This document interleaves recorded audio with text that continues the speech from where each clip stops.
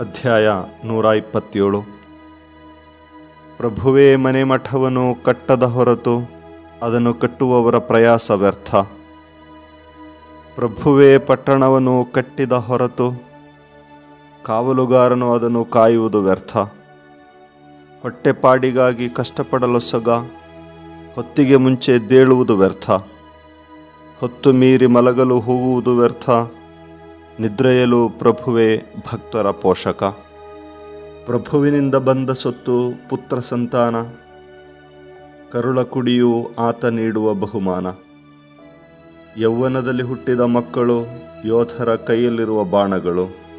ಭಾಗ್ಯವಂತನು ಅಂಥ ಬಾಣಗಳಿಂದ ಬತ್ತಳಿಕೆ ತುಂಬಿದವನು.